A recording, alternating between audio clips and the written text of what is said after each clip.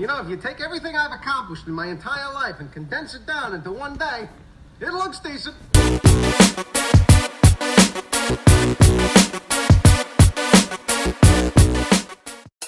Get ready.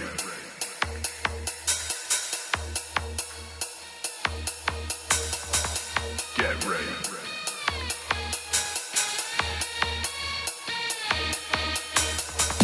Get ready.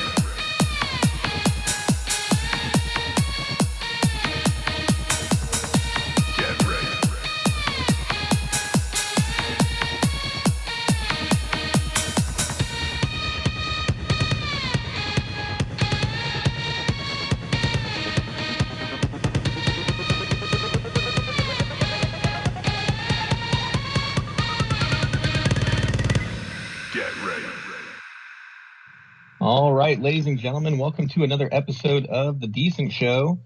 I believe we're on episode 27. Ryan Money here, joined by Reagan Horton. And I just want to give a quick shout out to our producer, Gamble, who's been dropping sick beats on our last couple episodes. Hopefully he dropped a sick beat on this episode. Don't know until after he produces it. So we'll see what happens there.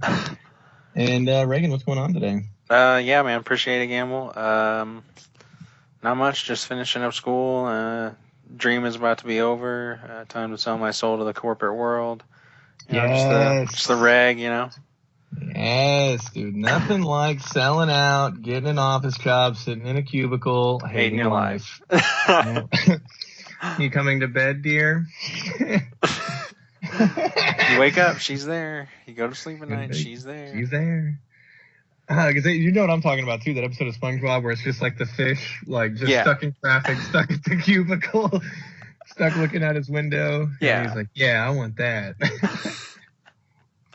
That's pretty much how it is. No, yeah, literally how it is. I've been in the working world for a little over a year now, I guess coming up on a year and a half out of college. And yeah, it sucks. Definitely not what I thought it would be. And none of my dreams are coming true. So, hey, good luck to all you graduates out there. Congrats. And it's all downhill from here. It gets worse. I mean, it gets better. I don't know. Yeah, no, sometimes it gets better. I know people are probably doing great things. And so, you know, good for them. But, yeah, it's definitely, I don't know. It's not what I thought it would be. I thought I would have all this free time. And I thought that, you know, I'd just go to work and, you know, get a check and then just dick around all the time because I didn't have homework. And I don't know. It's kind of the case, not really, but maybe it's also because the job I have requires a little bit more hours than the average job. So, yeah, definitely all you guys out there, you know, try to find a job that works you less. You know, that's always the move. That is the move. So you want to introduce our new segment? Yeah, so we were thinking about doing something called the most decent thing of the week. So since we generally record about once a week, just kind of giving you guys, you know, keeping the decent theme up, just kind of giving you something that we felt is not necessarily great, not necessarily bad. You were just like, oh, man, that was decent. And I had one of those moments. I was listening to a different podcast, and I was kind of talking to you about it off air as a spinoff of Your Mom's House podcast. It's one of their sister shows that's on their YouTube channel. And they had a guy on there, and about every time he told a story, his transition phrase was, it's one of those things where, so basically our classic line that I guess I started and you've adopted, he said it like the whole episode. And so it just made me feel good that we're not the only ones that say that. It is a very useful and common phrase. It's a good transition phrase. And I was like, man, that's like I was getting annoyed by it, but it also made me feel good that somebody else has this flaw. So that's my most decent thing of the week right there.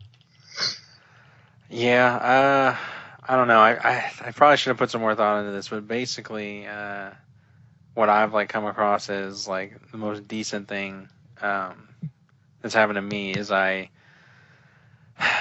me try to explain this well. Basically, I went to Dairy Queen, right?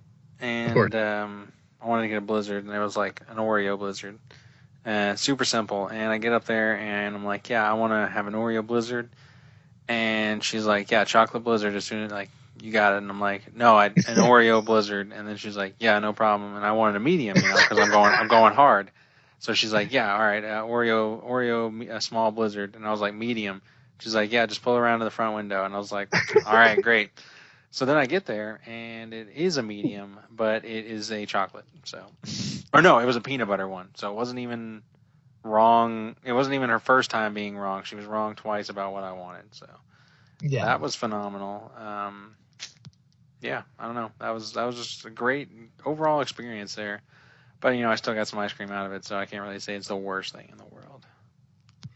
No, I agree with you. I mean, I don't know what's going on. I don't know why people aren't lining up to work at Dairy Queen. I guess the quality of their employees is on the decline. I don't know, dude. I just wanted I don't know. I just didn't think it was that much to ask for. Just get the damn order right. Like I said it 3 or 4 times. I don't know. Yeah. And it was $6 too. I thought it was gonna be less for some reason. I guess not. Yeah, I don't remember what happened. I feel like you go to an ice cream store, you expect to maybe get bent over a little bit, but every time I just try to get some ice cream from Sonic or Whataburger or Freddy's, anywhere, they want an arm and a leg for a cup of ice cream. I didn't realize that ice cream was such a hot commodity. I feel like I'm paying for a tank of gas every time I'm trying to get it. I don't know what the hell's going on. Yeah. Oh well, guess all those toppings.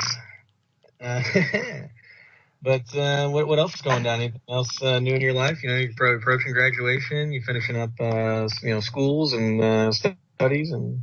Yeah.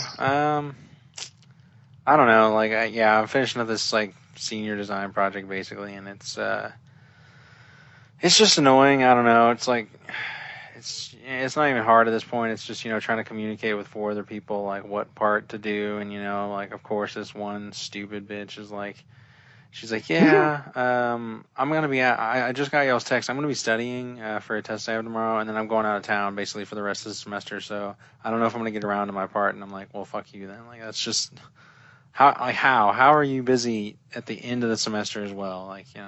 She's always been busy, and that's always been her excuse. We've talked about it off air. She goes out of town every weekend to go visit her boyfriend every single weekend, so she can't ever meet and help the group work on the project.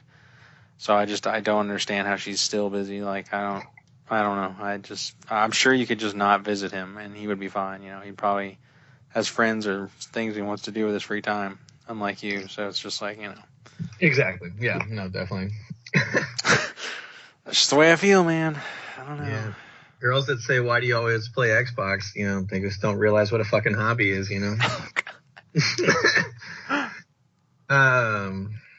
Besides, I guess, ruining their boyfriend's lives. But yeah, that's all fine. Danny, you got me thinking too. I've had a couple of, did I tell you the stories at work about, when I talk to couples on the phone about their music preferences and things like that? No, you've not.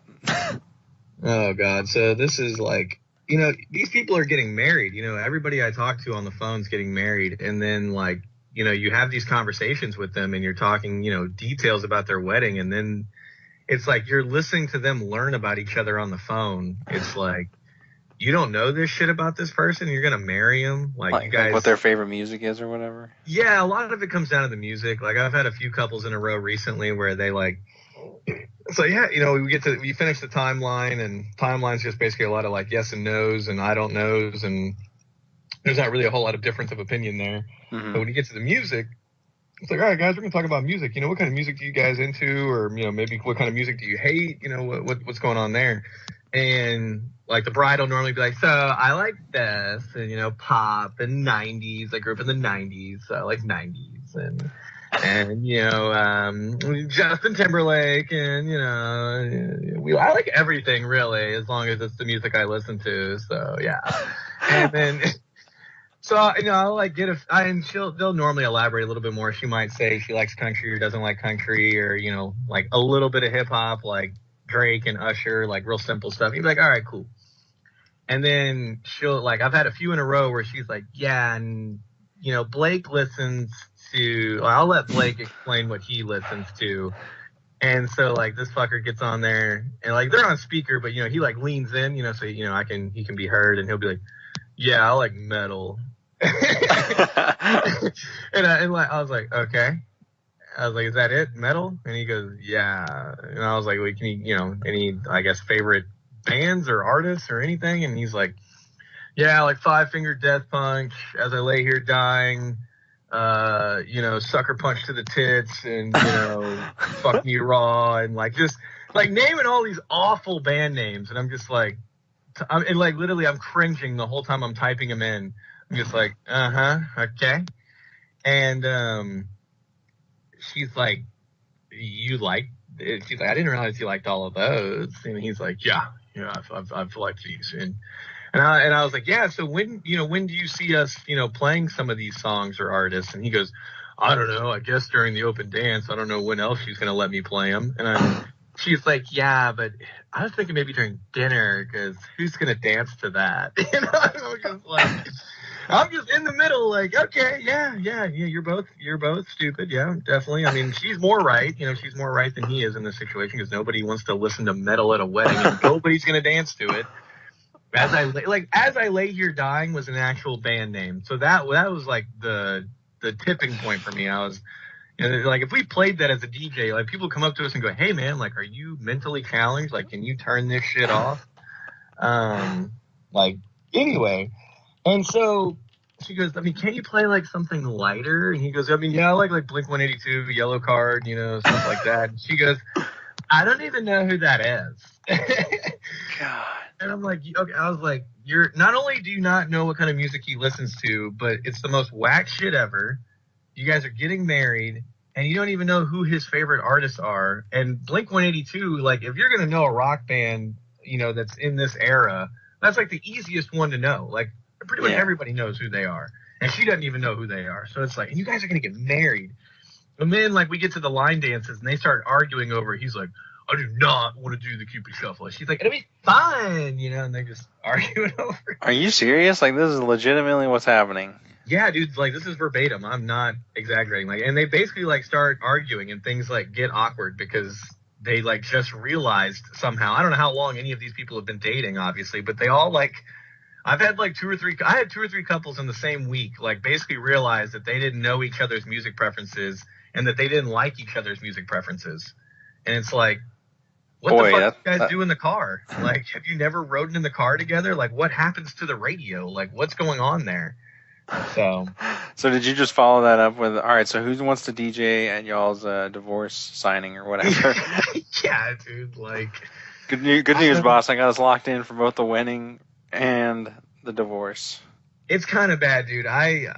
There's quite a few times where, like, me and, like, somebody else will kind of talk about the people we've talked to, and we'll just be like, yeah, it's not going to fucking work. Like, what are these people doing? Like, they're anywhere from 20 to 23 years old, and they don't know anything about each other. It's probably their first relationship away from their parents, and they're just like, yeah, we're going to get married. It's like, are you? Like, is that going to work? Like, I don't know. It's funny, and it's pretty stupid. Oh, man. Okay. Anything else going on in your world there? I mean, I got a couple other things, but obviously I've been ranting for a minute. No, please continue to rant. If I think of anything, I think that's pretty much it. It's like it's boring. I've just been doing school stuff and all that, and I had to deal with stupid excuse, make poop pants or whatever. So that's pretty much my only thing I have that's funny to complain about, honestly. Oh man, well, I've pretty much covered all the long stuff. So we did the most decent thing of the week, and then. The relationships at work are hilarious. And then I had, we're going to kind of cover on this episode. We're probably going to mostly talk about basketball. I feel like that's going to take up the most decent chunk, but we're going to talk about the new Spider-Man trailer. We're going to, later in the episode, we're both probably going to do a rap review over Homicide, the new, Logic and M single, and Logic's new album drops. Kind of like, I think I predicted it last week. I was like, since he's dropped 3 singles, I'm assuming the album's coming next Friday. And it did. It dropped yesterday. And, I think I've listened to all of it today, and it's pretty solid. I like it better than. Well, see, I've lost track. He dropped an album called Supermarket somewhere in between, and I don't know if that was an album or a mixtape because, again, I feel like there was no marketing to it. It was just there. Like, I didn't even think I saw it under New Hip Hop. I think I just saw it because I had to go look up a Logic song one day, and I was like, new album? Like, where did this come from? Mm-hmm. So I don't know what that was about. So I'm just going to say it's better than his third studio album, which had the 1-800 song on it, which, I mean, I don't know if it's a hot take or not. I don't know how people feel about that album, but that album as a whole, like, I'm not crazy about it. It's a little too poppy. Like, poppy / political for my taste. Like, so it's like pretty much every single song is about being biracial in America, and it's just a little exhausting. I mean, a couple of those songs is fine. I understand you got to get the message out, but I just, for a whole album, for every song to basically be about that, is just kind of, again, exhausting. And so that album dropped. We shouted out Gamble's production. We were going to do an in-game follow-up, so I guess we'll kind of jump into that. Spoilers. So, yeah, two things I have on the in-game follow-up on my end. I couldn't remember, like, the main thing I wanted to talk to you about, but basically I heard that Klay Thompson walked out of in-game because he wasn't interested, and that comment that I heard from a different podcast, like, just left me wanting more. Like, has he seen the other movies? Is this the only movie he's seen?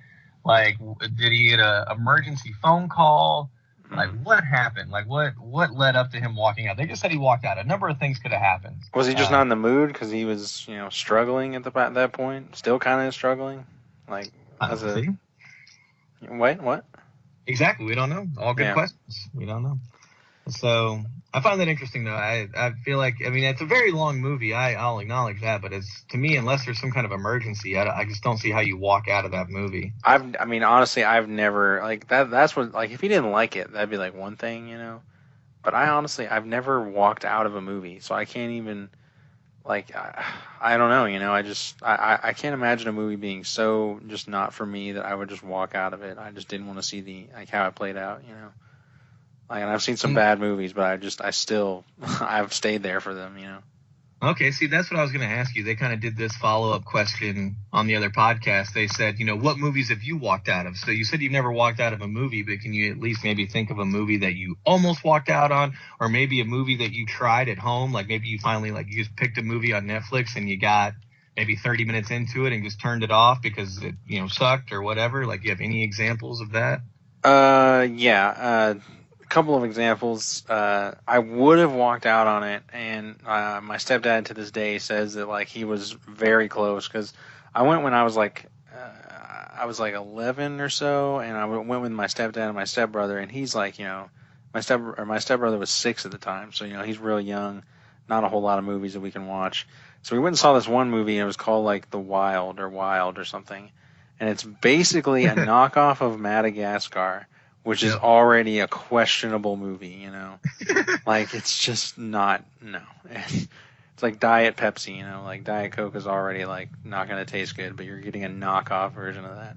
So, yeah, he said to me, he was like, yeah, I was really close to just walking out of that movie. It was pretty terrible. And if I had been old enough, I would have definitely walked out of it, because I distinctly remember, like, how, like, just, I don't know, I never felt that after, like, watching the movie. Like, as a kid, I was just like, I'm, like, kind of depressed. Like, I was just so boring and bad and, like, terrible. Like, just cringe-worthy jokes and, like, just, I don't know, it just sucked. Like, it was just so bad. So I've never walked out of that. Hot take, I don't like Mad Max Fury Road. Yeah, I think I really don't like that movie. So if I had to go watch that. We saw that together, right? No, I watched that in my house, just like on a DVD. Maybe you were there. No, I saw it with Walker. I remember now. Oh, okay, yeah. So, yeah, I did not like that movie, and I would have definitely left at the point where he says, like, all right, we're going to turn around and go back the way we came. Basically, we're going to undo everything we've done in this movie. I would have definitely turned around and, like, walked out of that movie. I don't know, like, I've listened to our episodes about, like, the, most decent movies, and, like, we're ranking the worst one, the best one, all that. And, even those movies, I don't think I'd ever walk out on, because, like, something like Venom, or, even Fantastic Beasts, like, that movie kind of gets better towards the end of it. So, like, it would have to be a movie that is so bad, and it doesn't even seem like it's going to get better. Like, like, what's the amount of time you would spend before you left a movie is what I want to ask. Like, how much time do you need to give it? Like, if it's awful, like, the worst thing you can imagine, like, do you give it 30 minutes? Do you give it 5? I don't know, 30 minutes to an hour. It just really depends. So I think I've got a couple of examples. I remember it was me and Nick had gone to see American Sniper in theaters. I don't know why. I guess we just thought it would be dope. For some reason, because him and I don't even really go watch movies that often. So, like, I don't know. One day we were hanging out and we just decided that we were going to go see American Sniper. And I don't remember what point of the movie we were in. I don't remember anything about the movie except for that we walked out. and I feel like we had to have been at least an hour in because it felt like we were there forever. So I mean, when it feels like that, I would say we at least gave it 45 minutes to an hour. Mm-hmm. And we both just looked at each other and were like, we Not both just feeling threw our shoulders up at the same time. It was the craziest thing. Like, me and him aren't normally in sync like that, and we both were just like threw our shoulders up and both stood up and walked out. We just left, and we were both like, yeah, that kind of sucked, man. I was bored. I was like, yeah, me too. Like, I'm glad you were thinking the same thing I was. He's like, yeah, me too. And so yeah, we left and like got something to eat, So I want to go back and watch that movie because it's a Clint Eastwood movie, Bradley Cooper.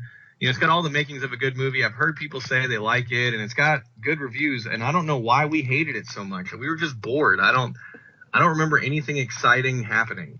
Yeah, that's another thing is like now that we're doing the podcast, I feel as though if I'm gonna go see a movie, I might as well just stick it out and then just dump on it. That is the beauty for material. So like, how would we? It would have to be so bad that it's just like, nah, dude, it's not even worth it. We're just gonna dump on it without even seeing the end of it.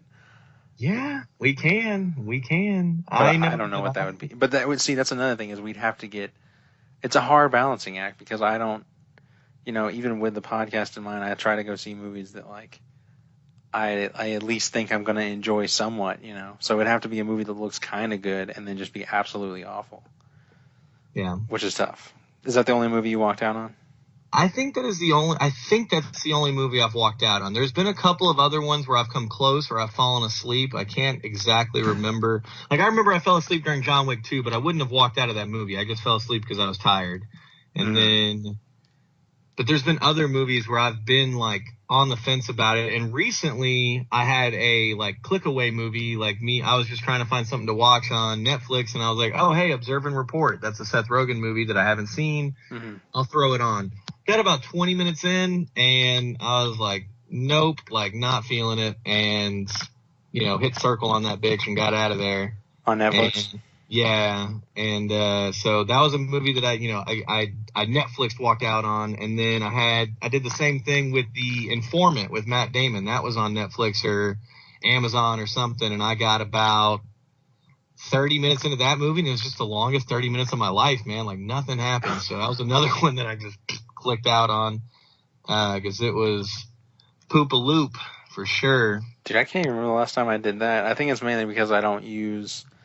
I'm so burned by Netflix, I don't even bother to try to use their movies, I feel like they've got a shot at having a good series, but I've never, I've never watched a good movie that's a Netflix movie. Those aren't Netflix movies, though. Both of those movies are just movies that are on Netflix. Oh, yeah, you're right. That's true. Yeah. Even so, they've just burned so much ground with me. I'm like, I don't even think you can distribute a good movie. Yeah, you guys don't know how to put a movie on here, you idiots.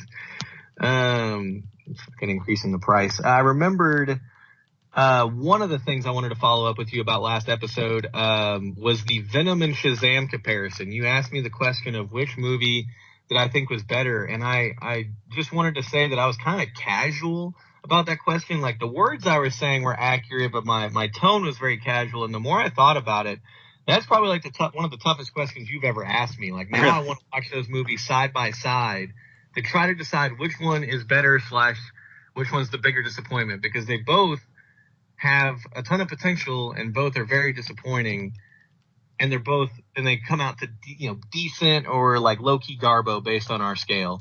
Yeah. And so that was a really tough question. So I just wanted to bring that up, that I was way too casual when you asked me that question. That's like question of the year right there. And I want to watch those movies side by side, or back to back to really give you a true answer on that sometime, because they're both huge disappointments. And also, I did find it ironic, like you said on the last episode, how like Venom made a ton of money but critics hated it, and then vice versa for Shazam. And it just makes total sense how that happened, because they're both dumpster fires, but people have heard of Venom, not really heard of Shazam. Well, yeah, I think it's just because there's also the fact that people have probably been burned by DC, and they're just they're a little more cautious now, I think, with them. And then I think that people see Venom and they're like, well, that's Marvel, I don't think they fully get that that's not, the same Marvel that makes the MCU movies, but, they just think it's the same. So they're like, oh, let's go see it. Like, who cares? Yeah. And I mean, he is a more sick-looking character, like way more. But see, I don't know what it is. I don't know. I like the wizardry background of Shazam. I don't know why. I think I don't know. It's kind of cool to have like a different element in the superhero world. And, to me, wizardry is like a soft transition. So I kind of like the background. I don't mind it. Mm-hmm. I mean, it could be cooler and more detailed if they wanted to, but I don't know. I kind of like the origin of Shazam more than I like the way they introduced Venom. I don't really like the way they introduced Venom in Spider-Man 3 or the movie. Or the new movie, but you and I talked about it during the Venom review, how we both prefer the Spider-Man 3 origin over the new origin, just because, basically they're saying there's a million different Venom out there, like you had said, like, that's just, it makes him less special if there's a bunch of them. Yeah, which is also the problem with Shazam. Yeah, now there's a bunch of those, but that's the thing, they're more fun though. Like, I don't know, they're fun and cool, and there's 6 of them. There's not a million of them. It's kind of, because they're supposed to be the 7 deadly sins, and so there could be the 7 Shazams. It's kind of an even battle at that point, and so that's better than a million Venom. Mm-hmm. But yeah, I don't know. I just wanted to give you a shout out for a good question there that I really don't know the answer to. I gave an answer and said Shazam, but I might have to backtrack on that if I watch those movies back to back. Yeah. So what do you want to say about Endgame? The other thing about Endgame, we talked about Klay Thompson walking out, so we kind of did the walkout thing. And then just, I don't know, ScarJo was on that episode of Hot Ones, and I don't know, it was a really good episode. And I don't know, the more I watch that show, the more I like it. But the host is kind of goofy. Like, his questions are, like, too detailed, which makes him good and bad. Like, he actually cares and does the research. Mm-hmm. So you, like, appreciate that. It's not the same generic questions over and over again. But, like, they're so detailed to where you're like, Jesus, man, like, why don't you just, it's almost like the first part of his question isn't even a question. It's like a statement showing them that he's, like, sucking up and did his research, and then he asks a question. So I get a little tired of that, but it's kind of nitpicky. But anyway, she was on that episode, and she was hilarious, obviously hot. She's on there, like, cussing about eating hot wings, and she's like, like, what is this shit? Like, I don't want to eat any more of this shit, and just doing that the whole time. And she's, like, demanding that they bring her a beer. And so they have, like, somebody run out and bring her beer. And she's, like, crushing beer and eating wings. So that was pretty cool. And they were trying to get her to spoil Endgame. Like, they thought they could get her delirious by the chicken wings, because you kind of get, like, kind of like a high from, like, eating that hot of wings. Yeah. And they were, like, throwing all these random off-the-wall, like, Avenger spoiler questions at her. And she's just, like, making all these faces and going, she's like, I don't even know what you're saying. Like, my mouth is burning. And so, I don't know. I thought that was pretty hilarious. But I know you had some in-game stuff, and I'm hoping that your in-game stuff will make me remember anything that I might have had. Yeah, basically, I've just... I completely forgot to make the comparison last week, but also spoilers for Game of Thrones. But, like, Game of Thrones basically is like a super, like, hype show, great writing, all this other stuff. Like, but they've been hyping up this event where, the Night King comes, who's basically like a zombie master, and he's, the ultimate evil, and he's just, he's so, like, I don't know, he's the ultimate bad guy, basically. And they've been hyping him up for so long. Like, it's literally, like, memed and joked about that, winter is coming is, like, the phrase they always say, and it kind of also applies to, like, him, because he's, like, a snow zombie kind of dude. So they're like, oh, he's coming. But, like, they've been saying it for, like, 6 or 7 years now. So it's like, is he really, So he finally gets there. Sorry to interrupt you, but that sounds exactly like How I Met Your Mother, Ted, meeting the mom in the story. That's exactly what that's like. Dude, honestly, the more I think about that show, I'm like, man, do I even like it? I don't know. Like, there's a lot of things about it that bother me. I don't know. I don't want to get, like, too sidetracked, but yeah, I was, like, thinking about that the other day. I was like, I mean, the main character is just so annoying, and then, like, it's just, the mystery is just so teased for so long, like, I almost don't even care. But then I think about, like, Barney, and he's hilarious. Anyway, back to Game of Thrones, like, it's just, they've been hyping it up for so long, and, there's only 6 episodes this season, and they didn't waste, but the first 2 are basically just set up for, like, this epic battle. And they have this epic battle, and it's basically all done in a blizzard, and it looks like it's done in a blizzard, which is very annoying. Like it could just be easily done in any other way that makes it look like it's in a blizzard, but you can also see what's going on. So you couldn't even see what was going on, and they finally have like these epic dragons there. They have like this massive wolf. He's like the last of his kind. He's kind of a badass.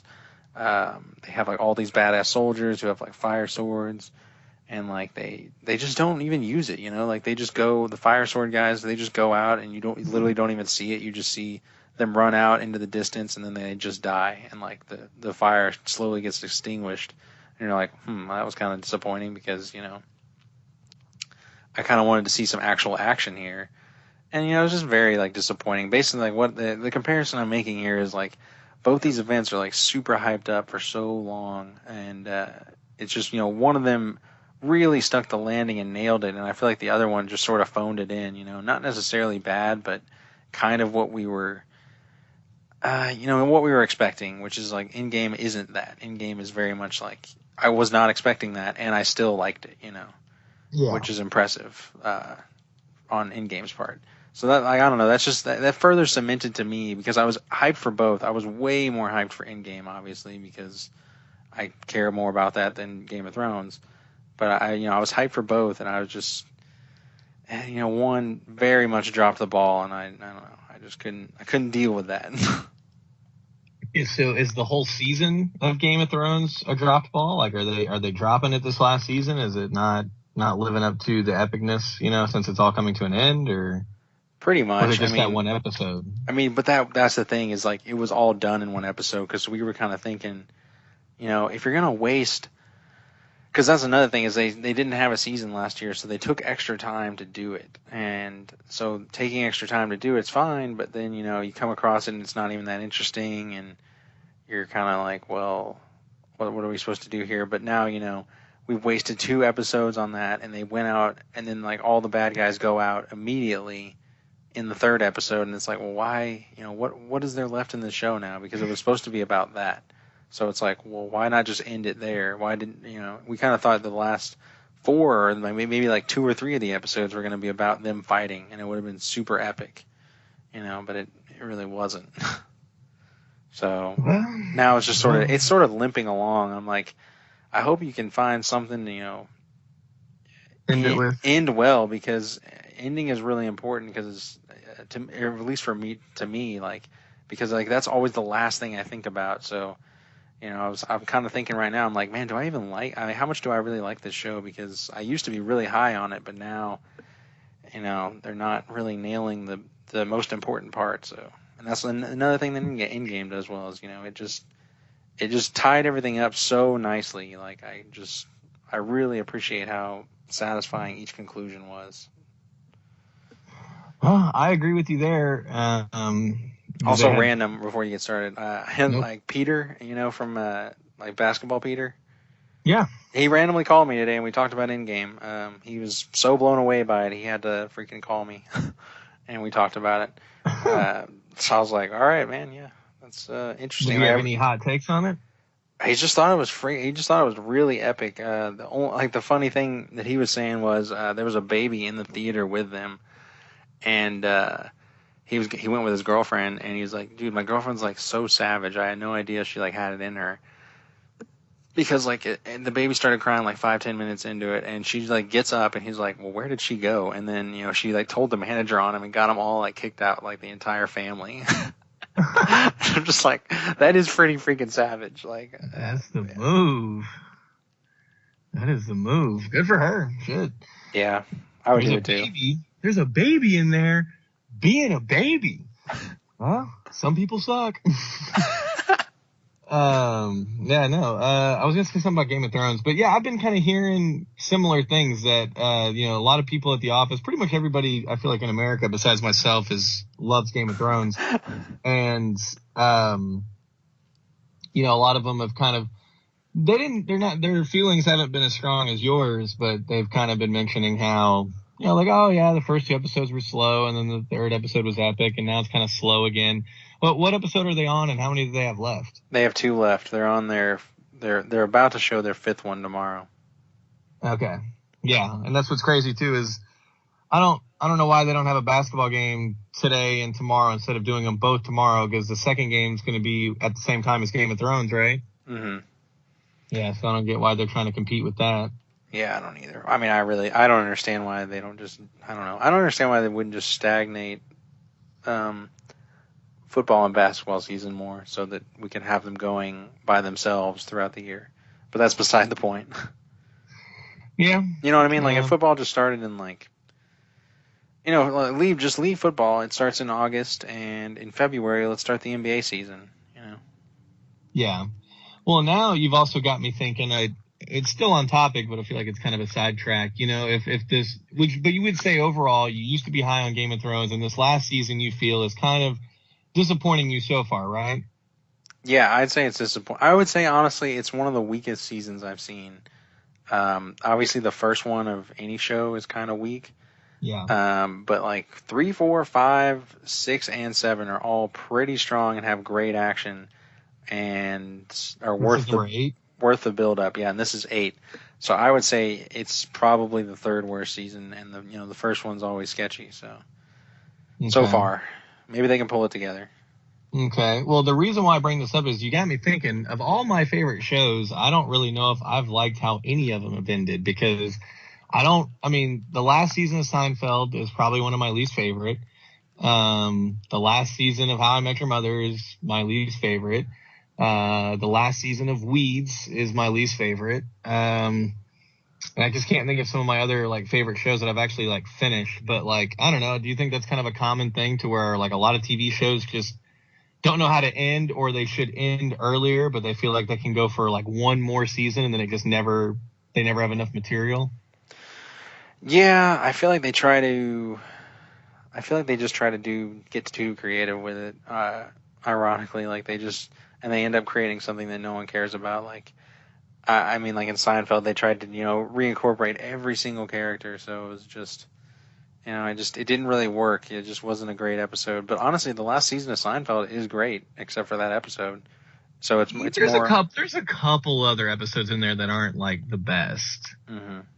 There's a couple, but it is the finale that's the worst. But the season is still really good. Like it's not like awful. I mean, if you were to make me watch that in season 5 or 4 or something, like I would have a hard time saying which one was better outside of that episode. And The Office has an alright last season, and like the final episode is really nice, but it really is just a wrap up episode. It just wraps everything up nicely. It's not necessarily the funniest, so it depends on what you like about that show. If you like the characters and you want to see them like get resolved in a more positive way and like everything tied up nicely, then that show does it well. Actually, Parks and Rec, like they jump into the future a couple of years, and they play like a lot of funny jokes about that because they are like, I think that the season came out in 2015, and they act as if it comes out in 2018. So they talk about like the Jason Bourne movie, and they're like, "Man, that movie was so good." And he's like, "Yeah, I thought Kevin James was a weird choice for Jason Bourne," and they were like, "Nah, he nailed it." Like they make like jokes like that, and I'm like, "Yeah, that's pretty good." Like stuff like that, like I think those shows nail it, but most of the time, yeah, like all of How I Met Your Mother, the final season, like 3/4 of it is borderline unwatchable. It's awful. Yeah. But I guess it's just a delicate thing too. It's kind of hard to end a TV show, I guess, because I mean, I don't think it's a bad ending, but I'm not even really crazy about the final season or ending of Friends. But it's also a show with essentially, overall no story. Yeah, no plot. So it just ends. So I don't know. Just kind of got me thinking for a second. Little TV show sidetrack. Well, what do you want to talk about basketball now? I do, but I guess I'll save that for the rap review. I guess my one. Well, are we gonna talk about Spider-Man before or after basketball? Yeah, let's just talk about it now. We're already sort of around in game. All right, bet. And then, real quick, I saw a funny Snapchat on someone's Snapchat story, and they were at a Renaissance festival, and I guess the Renaissance festival was utilizing like school buses for transportation, and the girl took a snap and said, "Can't remember the last time I rode a school bus." and I literally just wanted to like Snapchat message her back, when you were in school, you dumb motherfucker. But like, I just didn't have the heart. Like, I wanted to so bad. Like, that's the first thought I had when I saw that snap. I was like, what a fucking idiot. Like, you know, whenever you were in high school, probably your freshman or sophomore year, like, are you that fucking dumb? I don't know. It's just statements like that. I'm just like, I hate people. Like, get your fucking life together with these generic ass statements. Oh, I can't remember the last time I was in high school. Oh, maybe it was when I was in high school. Like, oh God. And then I saw there's another person on Snap that's like in New York, and like, Jesus Christ, they're literally doing everything that you could do anywhere else, but they're like, New York, like New York Chinese food, got a Metro card. Like, you know, like, who gives a shit? Like, you could do that anywhere. I could ride the Metro in Houston if I wanted to. I could get Chinese food at fucking anywhere. Like, it looked like shit too. I mean, it looked like dog food. I don't know. Smells like a fucking pet shop in here. New York pizza. Oh, New York street sign. Like, I don't know. It's just the most touristy shit I've ever seen on someone's Snapchat in a while. So both of those things gave me a laugh and pissed me off at the same time. So just thought I'd share that with you. That's why you gotta stay off social media, man. No, I can't, bro. That's where all the hoes are at. For sure. For sure. So what do you think about this trailer? I'm still rock hard for the movie, but I'm a little, I guess, confused, and I'm hoping that you'll just shine more light and give more detail, just because I've seen the trailer and I swear I saw it, you know, the day it came out or the day after, but I'm having a hard time remembering it. But I told you off air, the biggest thing to me was the fact that Jake Gyllenhaal in this trailer is kind of presented as an ally. So I'm interested to see how that storyline plays out. What do you think? The biggest thing to me is I'm wondering if he's lying about the multiverse, and if that's going to be like, if that's going to actually be real. What's going on with the multiverse? I guess I missed that. Because he's from another like Earth, basically, like in another reality, basically.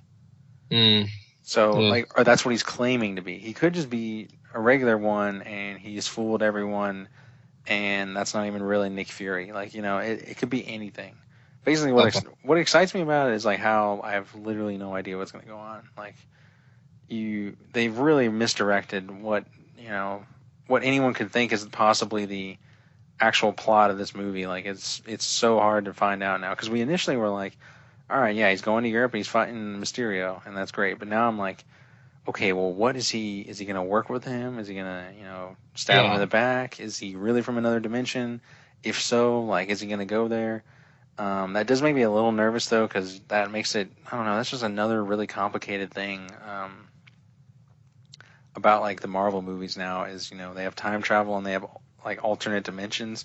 And I get that that's, like, tied together, but they're already, accessing it if they are. If they're not, like, that's cool, too. But that's going to be tough to nail, like time travel. That's going to be really tough to nail and not make sense and not be stupid, Yeah.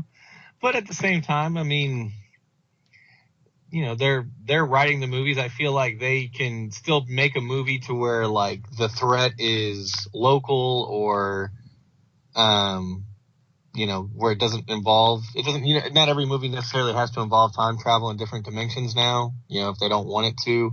I feel like there's ways to avoid it, but it's hard because once you get started, because, exactly. Yeah. It's, giggity. It's basically, Spider-Man, oh no, like, the villain has the Infinity Stone or whatever, and he's like, well, we'll just go back in time and we'll go get another one and we'll fight him with it, Like, you could always do that. So you got to write a way to make sure that the time machine can't be used or something, Yeah. It makes it a little tougher. Yeah. Well, I guess we'll see what happens. And the only thing in the trailer, I believe it was in the trailer, that I was a little disappointed in is the fact that they kind of reveal MJ knowing that he's Spider-Man. Mm-hmm. I just felt like that was something that I would have preferred to see in the movie. Mm-hmm. Like that little moment and kind of what leads up to it or what happens after it. They kind of just throw the most important part of that sequence in the trailer, and I'm just like, ugh. Like, I get it. I mean, I'm okay with them putting in the trailer that their relationship's going to develop and they're going to become closer friends or date or whatever. I'm okay with putting that in the trailer, but like, I don't know. I was a little peeved that her predicting that he's Spider-Man was in the trailer. Yeah, I agree. I do like how he is like really torn up about like Tony dying. Yeah. I do like that. I really hope they get away from the Infinity War suit. I hope that he doesn't use that as much, because I liked it in Infinity War, but I honestly I would like Spider-Man to just be his own character now. You know, like he's So had this Iron Spidey. yeah, like, just don't be Iron Spidey. Just be Spider-Man. Don't like have all these heads up display and all this other stuff. Yeah, just because it kind of makes him feel like Iron Man, but at the same time, I don't know. It's still really dope. Like, I don't know, the outfit's really dope, Yeah. and it does make him a little bit more, I guess, useful against stronger villains. Like, as long as he's got like a strong enough villain, I'm okay with the suit. But, I guess if he's kind of doing shit around the neighborhood, it might be a little much. I don't know. I'm excited. I need to rewatch the trailer, and again, I'm interested to see, because I feel like Nick Fury's kind of a dick in this trailer, right? Yeah, it seems like it. So it's like, is he from that Earth? Is he from our Earth? Is that even really him? Is he trying to play Mysterio? Is he backstabbing Spider-Man for some reason? Like, who knows? Yeah. And Jake Gyllenhaal looks interesting. Sick. Like, he looks pretty sick. And then like these big monsters that we presume he's controlling look pretty interesting. Or I guess there's some of it where it looks like he's fighting the big monster in some of these clips. Yeah, Instead of like, it's like, is he setting that up? Like, who are they really? yeah. I don't know. I like really am hyped for it though. I wish it was coming out soon. Like, I would see it tomorrow. Yeah. I would too. What's the release date again? Is it June something? It's July 5th. It's at that first, I think it's right around that, or July 3rd. I think it's right before the 4th of July weekend. Oh God. What, too far or what? Yeah, too far. Because I mean, the only thing coming out between now and then is Detective Pikachu's this weekend.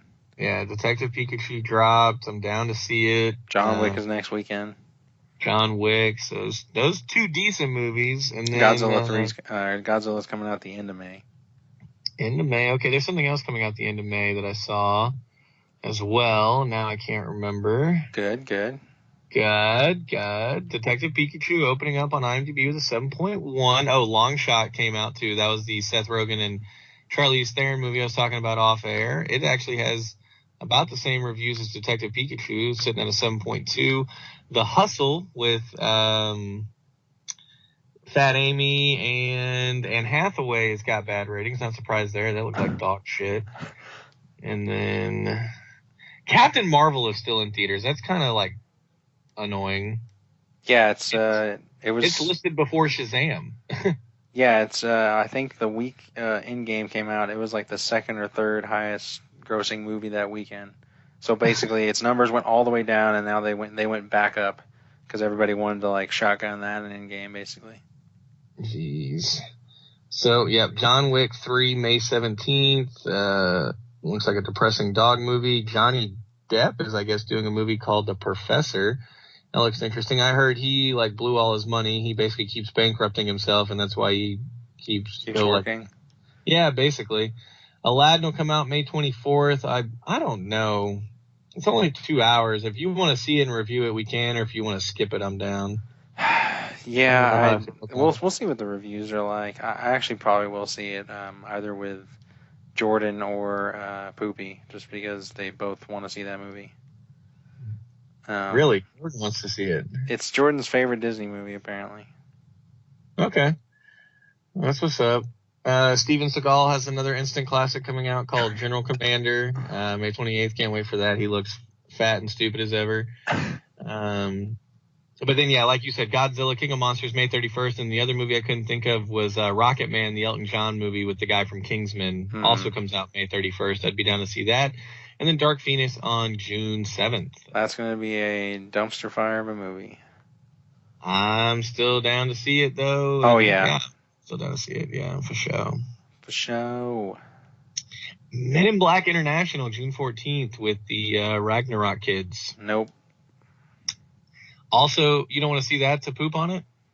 No, well, yeah, we can definitely see the MIB, poop bro? on it. I'm just talking about like quality. No way, it's good. Oh, quality, no. Okay. And then Shaft, June 14th with Sam Jackson. I'm definitely seeing that. Hopefully that comes out good. Daddy likes him some Shaft. Am I right? All right. Yeah, you are. Alrighty. And then July 2nd, Spider-Man. Dope. So, yeah, July 4th weekend or whatever days those land on. Once Upon a Time in Hollywood, July 26th. 2 hours and 45 minutes. Jesus Christ. That's going to be tough. That's probably my second most hyped movie for the summer, I guess, aside from Spider-Man, and then I guess Once Upon a Time in Hollywood, yeah. Kind of what I'm looking forward to the most. Oh, I guess it's Quentin Tarantino, but I'm not looking forward to it as much, but I love Leo and Margot Robbie and everybody else in the movie. Brad Pitt. Yeah, Brad Pitt's good. I guess I don't love Brad Pitt, but I like him. And then James Marsden or whatever, he's in it too. He's from movies. I know he's in 27 Dresses, but that's not what I like him in. Oh, he's in X-Men. There we go. All right, dude, let's talk NBA. All right. Sports ball. All right. Get your testicles and your testosterone out. We are talking about sports. Well said. Thank you. And I got some note cards here. So, yeah, what do we want to dive in first? Do we want to talk just kind of general impression of the playoffs this year? How do you feel about the playoffs this year? I know sometimes it's a letdown, sometimes it's lit. How are you feeling? They've been pretty good. I mean, I don't know if I've gone on record on the show, but I do not like LeBron. So didn't have to watch LeBron play this year. That was great. I really enjoyed that. It has been nice having no LeBron. We've had already like 3 or 4 Game 7 series, so that's also really sick. I don't know, just it seemed a lot like the talent has seemed more dispersed, and it seems like, earlier in the season or early in the playoffs, you could see the Celtics going all the way. You could see the Raptors, the Sixers, the Bucks going all the way.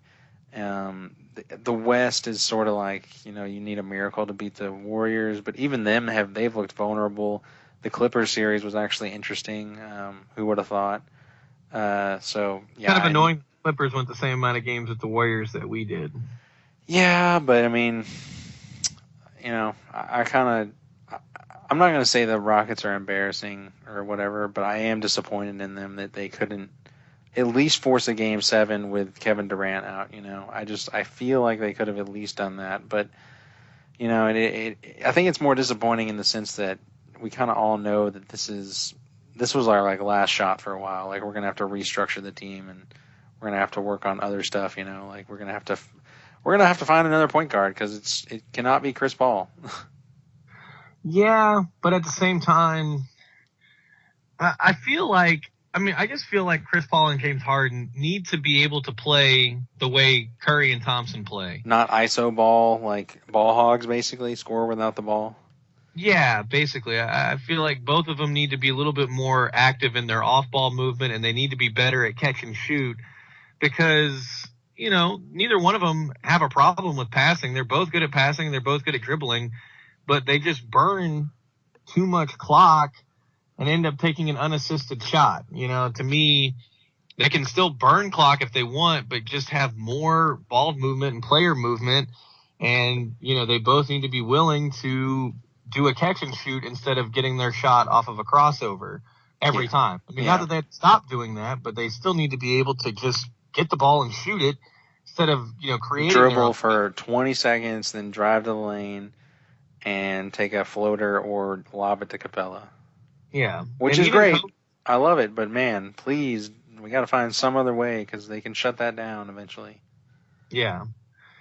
Well, even Kobe said it. He said that, I don't know, I guess it was from the jump, or it was basically from the jump because it was Rachel Nichols interviewing, and it was like Tracy McGrady and Kobe Bryant. And I only saw like this one clip because, the Rockets lost. So they're playing this clip for you because he's talking about James Harden. I don't know what else was discussed in the interview, but he's just like, yeah, Kobe says James Harden's amazing.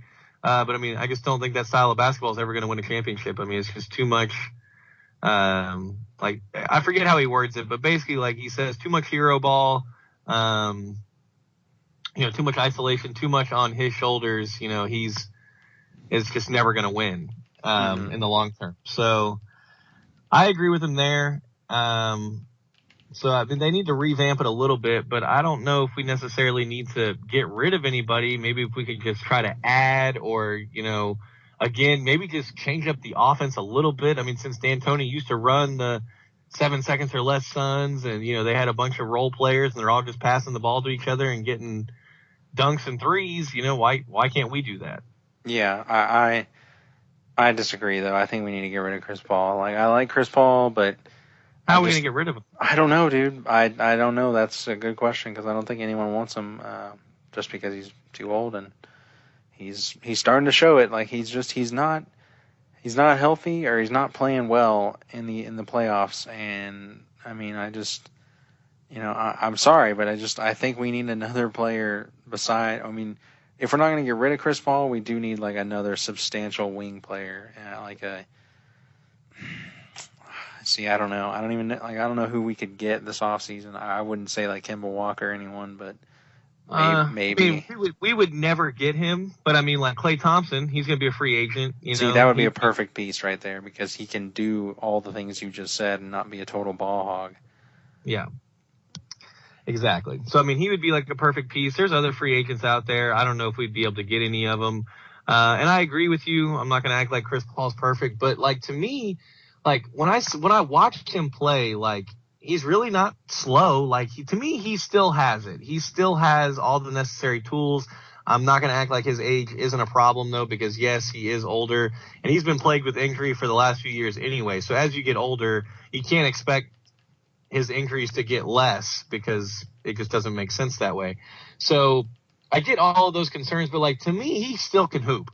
The biggest problem he has is the fact he just doesn't get the ball enough. When he gets the ball, he might not have seen it the last 5 possessions. James Harden might have taken 5 shots in a row before Chris Paul gets a turn. Mm-hmm. And I just wish our offense didn't run that way. To me, if our offense was just a little bit more fluid, just a little bit more, again, ball movement, player movement, he would maybe have better stats because he's getting to touch the ball more instead of having to wait his turn. Harden's bricked 3 in a row, and they're like, all right, Chris, well, you give it a try in the pick and roll. And he might get a dime or a mid-range jumper, or he might miss because he hasn't shot it in 10 minutes. So I don't know. We have to make changes for sure because obviously last year was our year. This year was our year, and we didn't do it either year. So do you think we could have beaten? Let's say we had to play the Blazers or the Nuggets. Do you think we could have beaten them? I haven't respected either one of those teams. I haven't respected any team in the West besides the Warriors and the Rockets. So, like, to me, whoever won our series is going to win the West is the way that I've always seen it. Mm-hmm. Just because, I don't know. I feel like the reason why the other series in the West are so close is because all those teams are about the same caliber. To me, the Warriors and the Rockets are below. Yeah, they're like tier 2, and the Warriors and Rockets are tier 1. Like they're your premier team. And I mean, to me, the premier teams are Rockets, Warriors, and like Bucks, Raptors. Maybe the Sixers if they can pull out and beat the Raptors in Game 7. But to me, those are like the 4 best teams. Everybody else is just, below that. And so, like, the Nuggets went 7 games with the Spurs, who were lucky to be there. And now they're going 7 games with the Blazers, who are missing their, 3rd best player. And, Dame and CJ haven't had, like, a ton of success in the playoffs before. I mean, they're struggling to get out of the first round most years. Mm-hmm. And neither one of them have ever played a Game 7. Neither one of them have. This is going to be their first Game 7 ever. Hmm. And so, to me, it's just too – not that they're bad teams, but I don't know. I just feel like whichever one wins, I feel like they're going to get gentleman sweeps by the Warriors. Mm-hmm. And I don't know why. I just feel like the Rockets took them 6 because the Rockets are a good team, and the Clippers took them 6 just because they're – caught them off guard.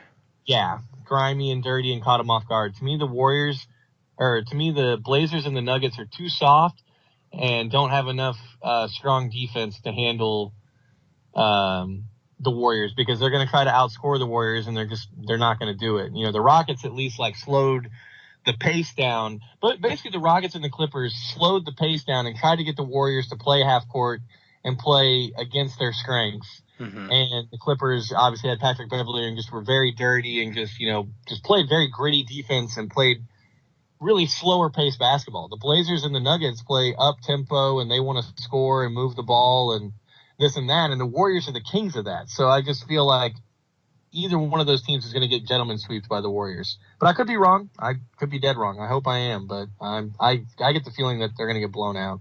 So who do you think they're going to play in the East? Bucks. Bucks, yeah. You think they're? Do you agree with any of this, or what's your thoughts? Well, what do you think about the 2 Game 7s tomorrow? I mean, obviously, by the time this goes up, it probably won't be relevant. But who do you think is going to win that series? Do you think the Nuggets, or do you think the Toronto is going to pull it out? Like, who do you think is going to play the Bucks and the Warriors, basically? Okay, so all of my predictions would be I'm taking the safe bet and picking the Nuggets over the Blazers, even though I want the Blazers to win just because I like Damian Lillard. But actually, I like both teams. I just don't think either one of them is going to give a nice.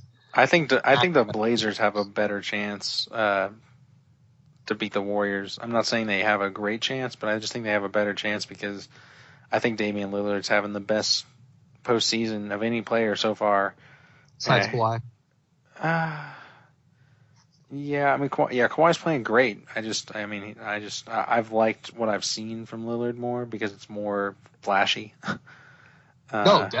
Because he's hitting that 3 and saying goodbye to Westbrook and stuff like that. Like, I've just enjoyed that more. But yeah, I guess there's an argument that Kawhi as well. I would like to see that. Yeah, I think the Nuggets are probably going to pull it out, and I think the Raptors are probably going to pull it out too. And I kind of hope both those teams win. I think the Sixers, if they were healthy, would be a great challenge to the Bucks, but I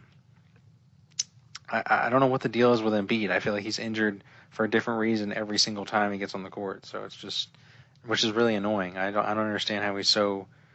I get he's a big dude and everything, but like, why is he so injury prone? Is he not taking care of himself? Is he? I don't know. Like, what is his issue? Are they playing him too many minutes or what? Well, he is, I don't know, he's that big, too. I mean, Yao basically had random injuries like that all the time just because he's so big. And so maybe that's Embiid's problem. His body just can't support how big he is. I don't know.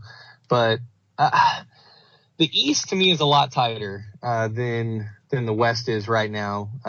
Because, again, I think the Nuggets will probably win. And, again, whichever team wins, I'm happy for them because I do like both teams. I don't think they're going to challenge the Warriors.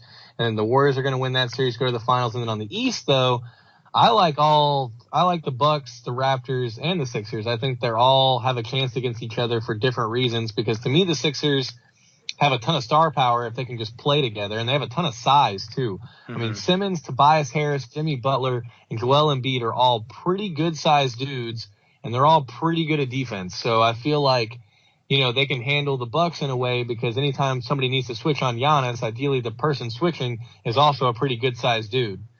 So, like, if they had – I don't know who they would match up on Giannis. Like, who would ideally be guarding him? I don't know if it'd be Simmons, if it'd be Butler because he's the best defender, but obviously Butler's going to give up some height. Embiid has the most height, but he's the slowest. So I don't know how they're going to handle that. But, like, ideally in the half court, to me, any one of those 4 guys could guard Giannis – in the half court at least, and try to maybe slow him down or make things less easy for him. But then at the same time, the Raptors have a good chance against the Bucks because Kawhi's like one of the best defenders ever, and he's been so consistent. I mean, he's shooting like they basically said the stats that he's putting up haven't been done like since Jordan in one playoff series against the Cavs. He's averaging like 30 something a game, shooting like 60 and 40% from like the field and from 3, or just something ridiculous like that. Like his numbers have been outrageous. But to me, the Raptors have just been known for choking, though. That to me is their biggest problem. It's not Kawhi though. It's Kyle Lowry and Siakam and all these other guys that haven't shown up. Marc Gasol I thought was an amazing addition for them, and he hasn't done shit the entire playoffs. True. But they have the star power too if their stars can show up, and so I still think it's probably going to come down to Bucks Warriors. I know that's the safe bet, both the 1 seeds, and I want to say that the Bucks can challenge them, but I don't know. I see the Raptors winning, and I see the Nuggets winning, and then I see it being Warriors Bucks in the finals with the Warriors ultimately winning. And I would say it's 6. I'll give the Bucks 2 games. I don't think they'll get gentlemen swept, but I think the Warriors can probably do it in 6. Mm-hmm. I wouldn't even give them 6, but yeah, I mean, I hope so. I hope it's 7. I hope somehow they win. Although, do you still think that Harden should get the MVP over Giannis? I mean, it's a regular season award, so yeah. Okay.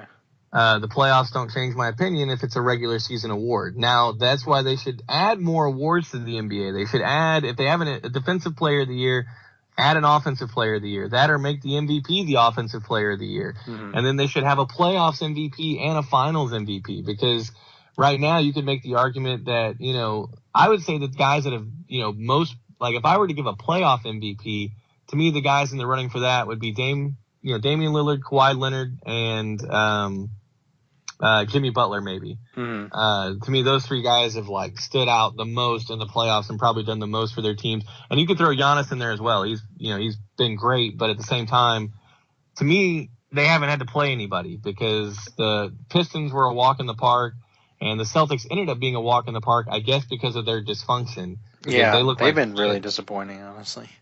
Yeah, and we'll talk about them in a minute. But, yeah, to me, their dysfunction made them an easy team because they looked like shit after game 1.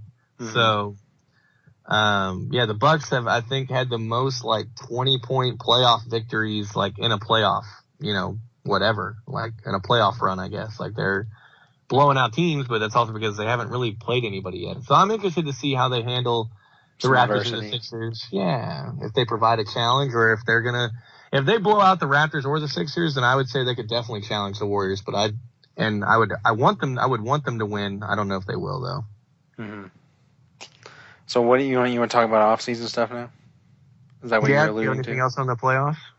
I mean, no. I think it's I don't know if it's the best season of the playoffs ever, but I mean it's really fun to watch, and we're getting a bunch of game 7s, competitive, really awesome, buzzer beating plays. We're getting overtime games, 4 overtime game. And I feel like the competition is a lot more equally divided. But I'm looking forward to next year where I think it'll be even more divided. Although I think the Rockets will be pretty bad and maybe not even make the playoffs.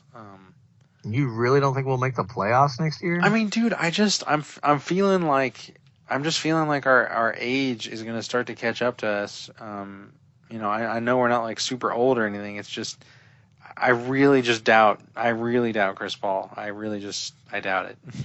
I think he's going to be a problem, and the Rockets are going to sort of get in their own way because they're going to be struggling, early on in the season like they did this season. But they're not going to be able to pull it out, and I think morale is going to be down because I don't know how many times you can lose to the Warriors, in the playoffs, But if the Warriors essentially break up in any kind of way, I mean, if they at least lose KD, I don't know, what else is going to happen to their off season, but depending on what happens in the off season for us or them, there might still be hope there, and I just don't see us being able to get rid of Chris Paul. I can't think of anybody that would be dumb enough to take him, because we're paying him $40 million. I just can't think of anybody that wants to pay him that much money when he's that old. Mm-hmm. So I don't know. It's a predicament. I mean, we'll see what happens. The off season is definitely going to be interesting, which, I guess the worst in the NBA right now. I mean, who would have thought that somebody could be doing worse than teams like the Knicks and the Suns and just other teams that are, notoriously bad over these last few years. And now joining them is the Lakers. They have been a shit show for probably pretty much most of the season, but it's really ramped up into a shit storm the last month or two. With the fans protesting and coach foolery starting and all that. So I basically heard in detail, the sequence of events. Magic Johnson told the media first that he was resigning. He didn't tell the team, he didn't tell LeBron, he didn't tell Lonzo, didn't tell anybody except the media that he was, stepping down. So that's a huge, F you. Mm-hmm. And then they just spiraled downhill from there. They like finally fired Luke Walton, who apparently Magic wanted to fire to begin with, but never did. So Magic quits, and then they finally fire Luke Walton. And he's getting charged with like sexual harassment. Yeah, I thought that was interesting. And then they like mess up hiring Ty Lue. They like slap him in the face and basically offer him like a 3-year, $18 million contract, which apparently is a slap in the face because LeBron only has 3 years left on his contract. So they're basically just saying, yeah, we'll just put you with LeBron and it's whatever. And apparently the standard coaching contract is 5 years, X amount of dollars. Like apparently that's like standard procedure. Like they're like, yeah, even Luke Walton got 5 years. So like, why are you not giving Ty Lue like a normal contract if he's technically a championship coach? Mm-hmm. So like that was a huge mess up. And then they like promoted, I guess, Rob Pelinka, former agent now turned general manager. I guess they promoted him to Magic spot, or they still have him doing like more responsibility than before now. And he's only got 1 or 2 years of experience. And apparently he's the one who botched the Ty Lue deal. And, they can't seem to attract any free agents. They've got the most ragtag team ever. Their fans are protesting. And LeBron seems kind of pissed. Like LeBron and Lonzo like talked about it on their HBO show, or it's LeBron's HBO show called The Shop. And I know there's a lot of buzz around that episode. Apparently, he seems pretty unhappy. He's talking a lot of shit, and it's kind of amazing how like this didn't work out. Like I feel like a lot of people aren't like, I guess, making a big deal of the fact that like, LeBron going to the Lakers was supposed to be like the most epic thing ever. And like, I don't think anyone predicted that it would be this big of a shitstorm, or am I wrong there? No, I think you're right. I think people are sort of overlooking that. I think it's, like, what I mean? Like, what if he stayed in Cleveland or went anywhere else? He'd be better off, or the honestly, Clippers. because I can't think of a team in a better spot or a worse spot than the Lakers. Being honest with you, because they've got this superstar LeBron who's basically running the show and is making, he's sucking up a lot of cap space, but he's running the show because, he wants to win a championship super badly, and he's basically demanding it, and you've got to provide that with him like as soon as possible, because he doesn't have that much longer in his career. He probably play out the rest of this contract and it's over with, but then no one wants to play with him. So how do you make a championship team around that? And then, you've got your fans revolting who are always in high, they always have high expectations because they've had like Kobe and Shaq and Wilt and Magic and all these other, they've had so many championships. So they've always, they have high expectations, and the Lakers haven't really been anything in like 5 seasons. So, they're getting impatient. So there's, they got all these expectations, all these things working against him. The Magic thing, him quitting is just like, how bad is it over there? Because like whenever he went and recruited LeBron, like he was there recruiting him, he was like, yeah, you and me, we're in this together. We're going to get this done. Like, we're going to get a championship in, but then he just, he's out of here. And in a year into the deal, he's out of there, Like, how bad is it over there? Is he just tired of the expectations, Because that's another thing, is the media is all about, LA, but they're also all about LeBron. So it's just double whammy. You're going to have all these questions every night, and it's so annoying too, just to see, we're in the playoffs and there's still talk about the Lakers and LeBron every single day on First Take or whatever. It's exhausting. Like I really am just tired of hearing about them. Like nothing's even happening most days. There's all these scandals and everything, but it doesn't need to be talked about every single day, but it's talked about every single day. Every day there's speculation and like all this stuff of like, oh man, they can't trade LeBron. Like no one wants him. Like why would no one want LeBron? And like they really can't trade LeBron because I don't think anyone wants him at all, honestly. Isn't that kind of weird? Like how weird is that the best player in the NBA can't get people to play with him and also can't get a team to be interested in him? Like it's kind of baffling to me. Like what has changed?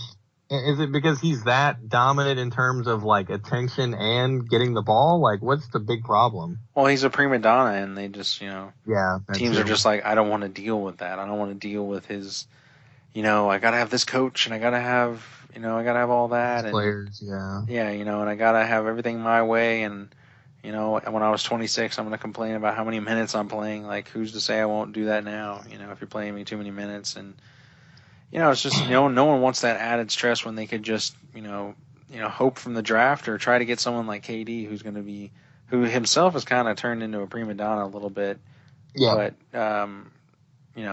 but his way less, way more low maintenance, and you're not going to have near as much pressure. You're just when you get LeBron, you're asking someone like just we have a target on our back. Like the media is going to be talking about every single game we play, and most teams would want that because it's like, yeah, we can make some more money. Like people are going to be more interested in merch and all that stuff. But no one wants that every single day. That they lose one game and it's like, first take is just oh, the season's over, and then like the next day they win, like LeBron's the greatest.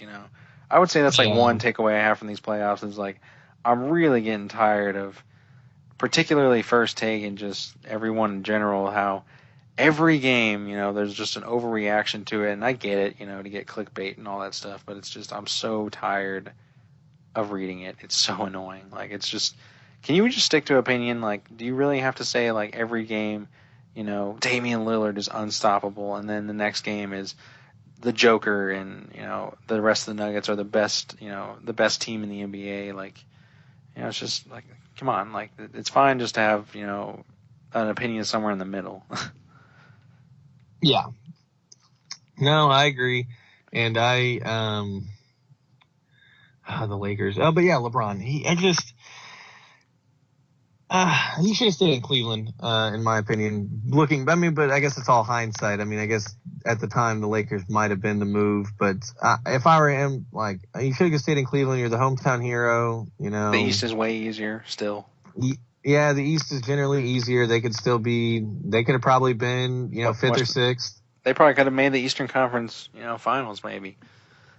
Maybe. But yeah, it just seems like a waste. And then the Lakers, the other thing I heard about the Lakers that I do agree with that I find interesting is they're plagued by having everything run by, former Lakers for life. Like they have way too many, just inside people. Like they don't have any outside influences. Like everybody they've been hiring basically is a former Laker. Everybody they're targeting for all these jobs are former Lakers. And it's like, there are other people out there. Like maybe having all Lakers on your staff is not the answer because, you guys are doing an awful job. And like hiring Magic, Magic's like the ultimate Laker aside from, Kareem and Kobe, but he's like one of the most infamous Laker players. But that doesn't mean he's good at the job. I mean, I think I heard that he like basically didn't do the job. Like that's why he quit because he probably just agreed to do it because he's like, yeah, I'm going to work for the Lakers. I'm a Laker for life. I'm going to get LeBron. Everything's going to be cool. I just get to kick back and, tell players to come play for us, and that's it. And it turns out there was probably, I think that's basically what happened is he thought it was going to be a little bit more easy, chill, easier or chill or whatever, and it's not that easy, and there's probably a lot more work to it that he didn't realize, and he was like, yo, like, screw this, I'm out. Because that's basically what happened. And I just heard he did a crappy job while he was there. He was kind of like, George W. Bush in office. He was always at the ranch in Texas. He was never at the White House. Like, he was just dicking around all the time. I don't know. That's what I heard from somewhere. Okay, so what do you think about this offseason? Where do you think people are going, and do you think it matters? Mainly Clay and KD and Kyrie. So I think it does matter. I'm hoping that this is going to be, generally speaking in the NBA, it's very rare that we have an off season that isn't pretty eventful. I mean, I think there's been a few years here and there just because there hasn't been big time free agents. Mm-hmm. But most of the time the off season in the NBA is sometimes just as exciting as like the season itself. Yeah. Just all the what ifs and what could be. And, so I think it's going to be a pretty epic one. I'm hoping that whatever happens, it just kind of evens out the league to where things aren't just so cut and dry. Like this team's going to win and these teams are going to be good and on the rise, but it doesn't matter. That kind of stuff. I'm hoping for a more even playing field. A lot of people are kind of hyping up the Knicks right now to maybe land Kyrie and KD or maybe just one of them, but I don't know if they would play well together. A lot of people are talking about, all the possibilities. Like the Celtics basically kind of have a lot of influence in this offseason because they have a lot of people that are going to be free agents. And, they have like Kyrie, Terry Rozier, Marcus Smart, Al Horford, like a good chunk of their roster is like essentially could change this offseason. And so, like, there's just a lot of debate on, is Kyrie going to go to New York? Because if he goes to New York, he's going to New York for nothing. He'd be signing as a free agent. So the Celtics get nothing in return is what I'm saying. Yeah. And so a lot of people are suggesting, okay, do they sign and trade? Do they coordinate with another team, sign Kyrie to a deal, and then trade him to that team? That way they get something in return. Or do they sign him and give him another try, and then they trade him if it doesn't work out? And so those are like possibilities there, and so basically if he stays, Terry Rozier is going to leave. If he leaves, Terry Rozier might stay, because basically Terry Rozier doesn't want to play behind Kyrie anymore. He wants to start. So that's a factor. Everyone's saying KD's going to leave, like, regardless. So to me, wherever he goes makes it more interesting because hopefully he'll make a team better and he'll make the Warriors hopefully worse. Yeah. I'm interested to see what happens to DeMarcus Cousins because technically he got re-injured. So I don't know if he'll stay with the Warriors because nobody's going to want to sign him again. Like the same thing that happened to him, why he ended up on the Warriors in the first place. Yeah. So does that make them better or worse by keeping him? Because technically their stats were worse when he was playing. Like when he was on the floor, they were not as good. Yeah, I think that's sort of BS, though. I mean, even if his stats are good, technically their overall like team rating isn't better. But I mean, like you said, it could be just BS because he is a star player. Like, why would you not want him over like Kevon Looney? Like, I'd rather have Cousins all day. Yeah, it just gives you options, I mean, you can go run a big man or a traditional lineup. I mean, even if he gets here like playing the Rockets, like you can lock down Capella and no one could really do anything about it. But I guess it does make you slower. Yeah. So I'm interested to see what happens with the Warriors there. I'm hoping I wouldn't mind KD leaving either because I feel like wherever he goes, I'll be able to be a fan of his again because I've always liked KD. I like the way he plays, but it's so hard being a fan of him when he's on the Warriors. So I know. I remember when he signed, you like had a picture on Snapchat and like I'd burn it, but it was a gift and it was like a picture of his jersey. Yeah. I would. I mean, I don't even know if I really buy into the whole jersey burning thing. It was more of a joke for sure. But yeah, I feel like I'd be a fan if he, if he went somewhere else. And, if he goes to the Knicks, if the Knicks get this dream situation that people are talking about of Kyrie, KD, and drafting Zion, and they already have Kevin Knox there, and they're overpaying Tim Hardaway, I mean, yeah, they might have a nice little team there, but who knows? So that's going to be something to see. I don't get why anybody wants to go there if they're such a dysfunctional franchise. To me, it's like going to the East Coast Lakers. It just makes no sense to me why somebody would want to go there. But they also said Kyrie, for example, wouldn't go to like the Nets because they're going to, invest in D'Angelo Russell. And a lot of people are kind of starting to say that Kyrie, might not be ideal anymore. He might have too much baggage. He might kind of be the same problem that LeBron has, to where he's a great player, but nobody really wants to play with him, and he says too much to the media. He's a little too. I see that, honestly. A little too talky and a little too demanding. Apparently, he had a bad relationship with the young guys on his team because he was calling them out. So apparently, they don't. They kind of want him out of there. So I mean, I don't know what's going to happen, but to me, the biggest things revolve around the Lakers, Knicks, and Warriors this offseason, and the Celtics. I think those four teams are going to be kind of like the biggest factors of how this offseason plays out. And then I know big free agents like, Klay Thompson. If KD leaves, does Klay Thompson re-sign with the Warriors? I would say yes, but at the same time, he might go to the Lakers because his dad used to play there and he's always wanted to be a Laker. So, But then at the same time, does he go to the Lakers when they're this dysfunctional? Like, wouldn't it be more ideal to stay at the Warriors if KD's gone? Yeah. So, and if that's the case, what do you think about Anthony Davis? That's what it was. Thank you. So they're talking about Anthony Davis still going to the Celtics. So the Celtics have all these pieces to where they could still get Anthony Davis, but then apparently he still doesn't necessarily want to go there. And then they're talking about how he probably definitely wouldn't want to go there if Kyrie's not there, because if he's going to go to a different team and try to win, like ideally he's going to need some other star power there. And if they lose their best player, like why would he want to go there? Because I don't know. I mean, they might still be a good team with him if they kept him and Horford and Rozier and Smart. Like, that's still a good team. I don't know if it's, top three in the East. I don't know if they're better than the Sixers or Raptors or Bucks, but what do you think about Anthony Davis? Uh, I don't know.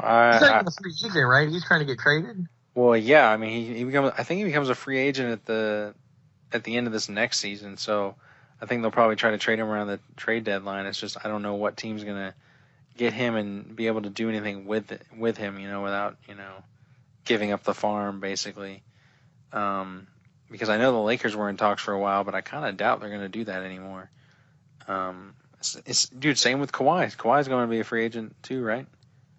Yeah, so I think Kawhi, Kemba Walker, and Chris Middleton are other like big time free agents, and I heard the Mavs are trying to go for like Kemba and Chris Middleton, or one of them, or both of them, or so that'll be interesting to see if either one of those guys like move or leave. Mm-hmm. Yeah, I think Kawhi's another one too. I think if the Raptors go to the Eastern Conference Finals, is that good enough to keep him there, or is he gone? It's so hard to tell, dude. He has no emotion at all at any time. Like it's so hard to tell like what he really wants and what he wants to do. Like for some reason, like everybody was saying, like yeah, he's he really wants to live in LA or whatever, and that's where he wants to be. But I don't see it. I don't see how that is him at all. He doesn't seem like that kind of person at all. But well, if he goes to LA, he should go to the Clippers. I mean, they're a better team, yeah. Unless the Lakers can somehow turn it around now that they've gone through. I mean, they've gone through so much bad shit. You think at some point they're finally going to pick up the pieces and get back to being respectable, but I don't know. I mean, that's what's really interesting is I want to see like when and if a team is able to get two of these guys, because to me you need two of them if you're going to be a great team and not just make the playoffs. Yeah. And I don't know who can do that. I did see this thing like from Stephen A. Smith where he was like, I've got it like a 95%. I've heard from sources that there's a 95% chance that Kyrie and KD go to the Knicks. Yeah. So, I mean, you never know what he's like, if he's just doing that for buzz or whatnot.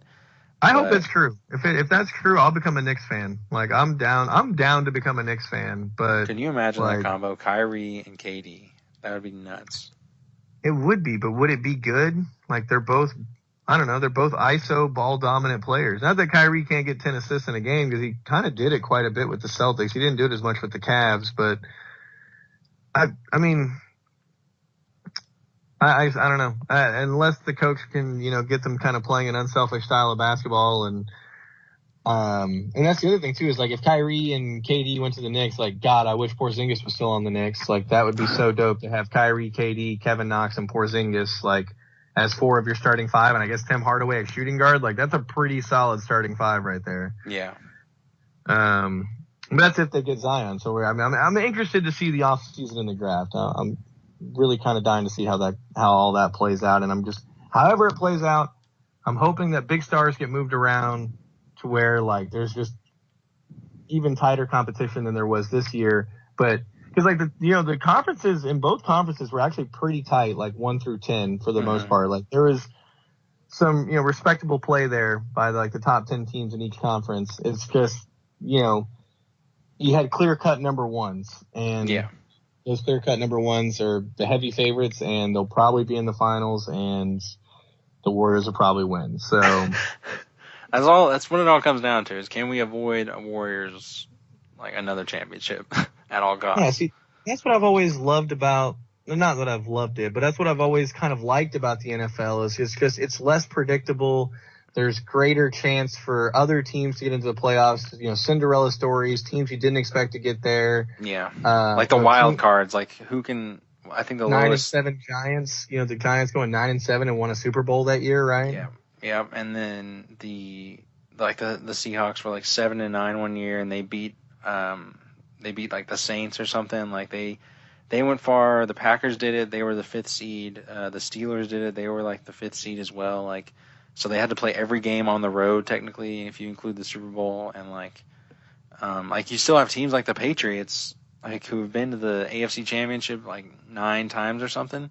But because it's only one game, like they've lost some of those. They've lost to like the Colts and the Broncos and like other teams that are really good, but they're still it's not like just this dominance of like going to the Super Bowl every year, Yeah, and that's essentially what I was getting at. I mean, every Super Bowl, there's at least one team that's different. Most of the time the Patriots have been the most consistent, and so they've been kind of that X factor. But at least it wasn't like in the NBA where we had Warriors Cavs 4 years in a row. I mean, that doesn't happen in the NFL. It's always like a different team or two different teams. Really, the Patriots have been the only ones that have been consistently going deep in the playoffs and winning the most Super Bowls. And that's about to probably come to an end unless they find somebody to replace Tom. Replace Tom. And I mean, they still have to. I feel like their other positions kind of get worse every year, and they're just kind of skating by on Tom Brady and experience. But I mean, I don't know enough about football either. I just appreciate the fact that at least the playoffs are always who's going to make the playoffs and who's going to go deep in the playoffs are a lot less predictable for the most part in the NFL, like a lot of times. And you have a lot of teams winning the Super Bowl for the first time. You don't have a lot of teams in the NBA winning a championship for the first time, really. I mean, you had the Seahawks do it in 2014. You had the LA Rams go for the first time in like 50 years or something this past year. They lost, but then you had the Eagles the year before. They won it for the first time. The Panthers went in 2015 for the first time. Like, all these teams going. The Falcons went for like the first time in like 30 years. Like, you have all these teams. Like, can you imagine the Bobcats or someone going to the championship, or at this point even the Knicks? Yeah, it's just exactly. It's annoying. It is, and I'm kind of hoping that they also maybe shorten the regular season if they need to, or maybe at least make the first round of the playoffs a 5-game series instead of a 7-game series. Just little things like that, but I don't know. All right, do you want to close it out with the rap review? Yep, definitely. So we're going to be talking about Homicide, and just a little fun fact around it. I don't know if they're becoming like buddies or if they're just kind of interacting on social media, but at the end of Homicide, we've talked about it. They have Chris D'Elia, a comedian who's, basically made fun of Eminem on a couple of different videos, basically making fun of his like rap style and cypher style. He's got like a video of him doing it in his garage, a video of him doing it in his car, and he might even have like a third one out there. And so basically Eminem kind of took like a best of and thought, he thought it was hilarious. And so he like took a best of and put it at the end of the song. And so, he liked it. Chris D'Elia liked it. And now apparently, I think one of them, I want to say maybe it was M, but either way, maybe it's kind of mutual. But basically they've challenged each other to a rap battle now.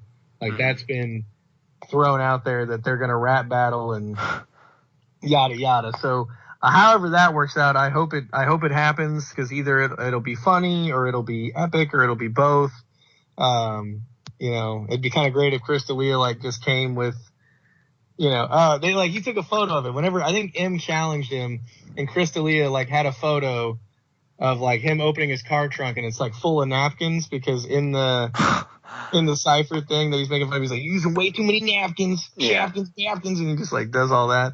So he's got like a trunk full of napkins, and he goes, "It's on, bro. I ain't scared. Like, bring it on, Slim Shady." And so it's a friendly kind of beef.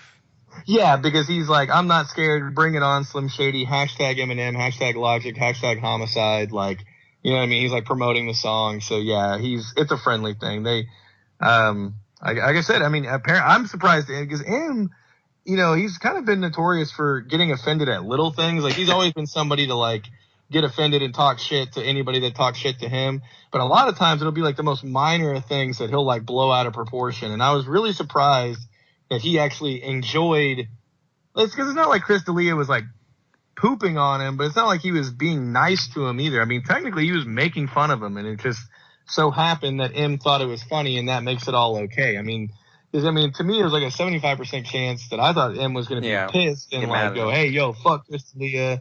Who are you, man? You're just a fucking worthless comedian. I've sold, 100 billion albums, like, two diamond albums, like, suck my dick." You know what I mean? I just figured that could have happened. I was very surprised that he thought it was funny and, basically engaged with it, and it just kind of keeps going. So I hope it does. I hope they do some kind of joke rap battle, or Chris D'Elia like jokes and Eminem actually raps like 8 Mile. So it's like best of both worlds. It's funny and cool. Like, I don't know. I hope it happens though. Yeah. So what do you think about the song? I think it's fantastic. Didn't I talk about it on the last episode? I can't remember if I've talked. I know I've talked about it off air. I didn't know if I've already talked about it on air. Yeah, I know. I was just you gave it a fuego. I was just wondering if you had any other thoughts on it. I really like it. It is really fast. And I do like I think it's funny that they poke fun of each other, and he included the skit at the end. But I skip it every time just because I've heard it once or twice and I'm good. Oh, definitely. Because it's a very hard right turn from insane, like, lyrical, ridiculously good battle rap to just a guy just talking silently and, like, rambling on. It's very, like, Ken Kniff. I get those vibes from it. But, yeah, the song is freaking awesome. I love his line about, like, foul lines and, like, a free throw. Mm-hmm. I love how he continues to just dump on people who don't write their own music. Like, it's like, I want to fucking listen to you spit your raps someone else wrote or whatever. Like, Yep. just really love how he dumps on everyone. Yeah, I don't know. It's a great song. It is a great song, and I agree with you there. M's got like back-to-back lines there that I love. The like you said. I'm just gonna look it up because I know I'm gonna say it wrong.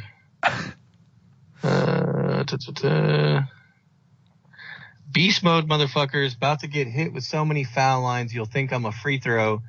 Figured it was about time for people to eat crow. You about to get outrhymed. How could I be dethroned? I stay on my toes like the repo of behemoth in sheep's clothes. From the east to the west, ethos on the goat. Okay, it keeps going on. Just not. Oh, here's what he's like.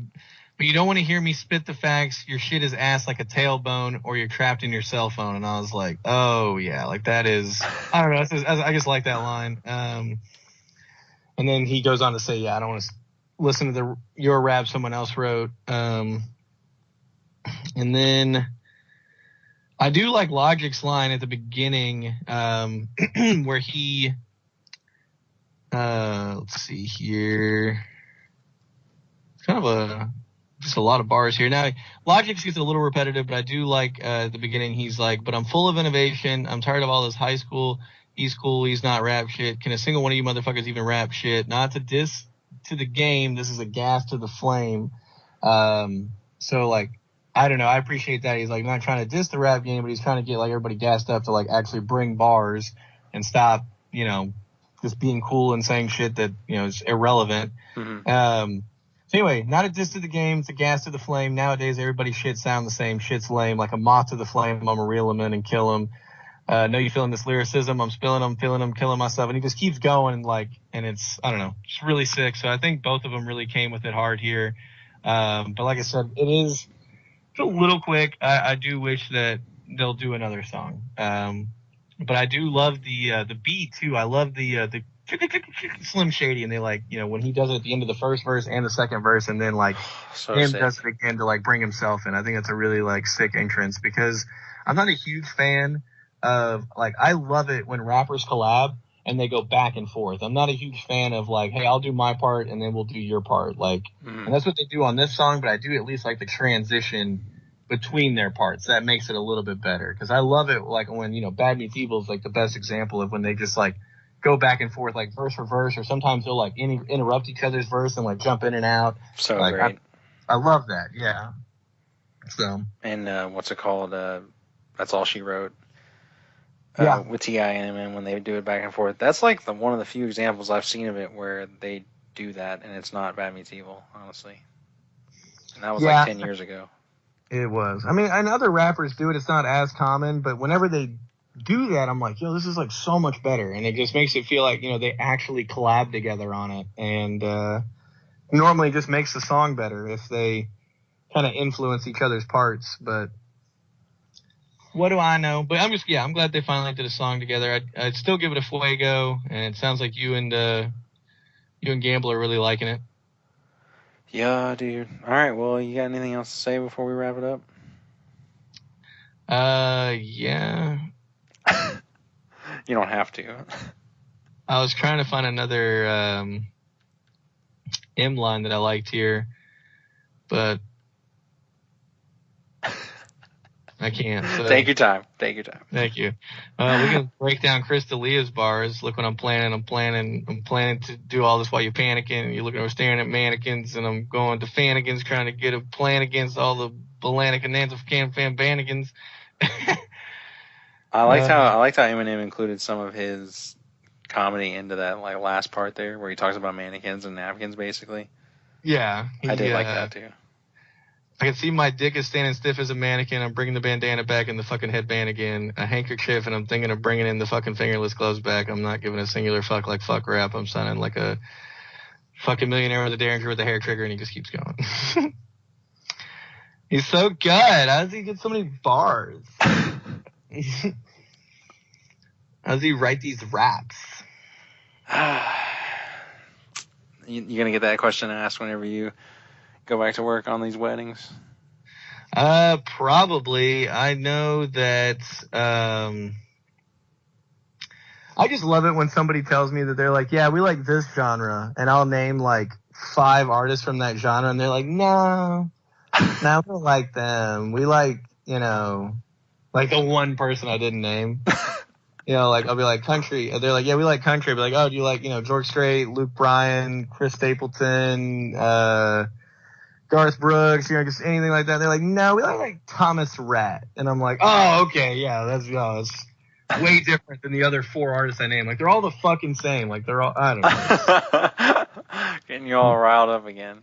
Yeah, and then later they'll be like, well, we do like that one Luke Bryan song, and we like George Strait. And it's like, okay, so you just can't admit that I was right? You have to be like, no, we're way different. We like this guy. Really edgy. Yeah, our music taste is really eclectic. We like these 2 genres, so I don't know if you guys are familiar with playing that.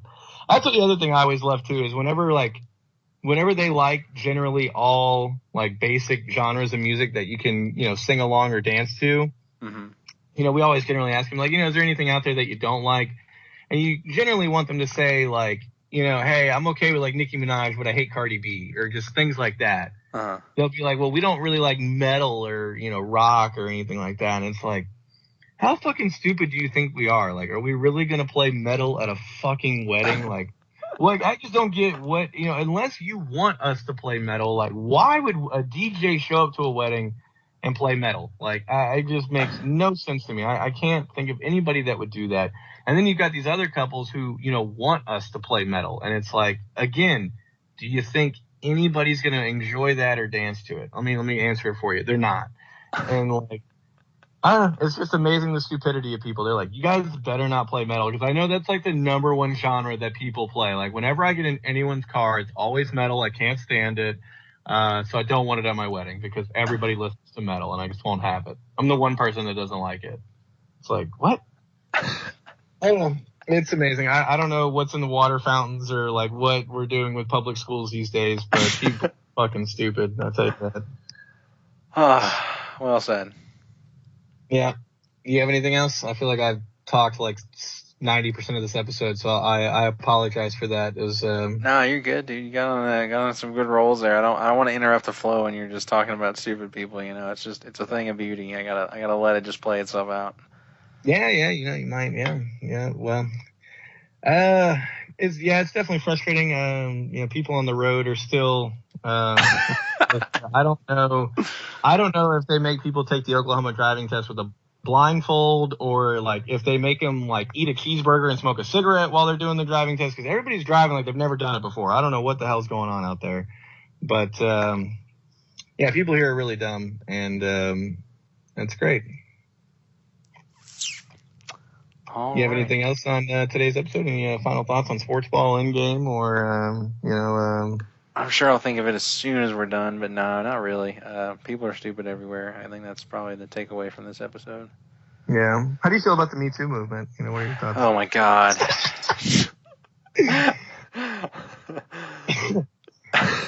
All right. Well, it's been another classic episode of The Decent Show. Make sure you like, comment, subscribe.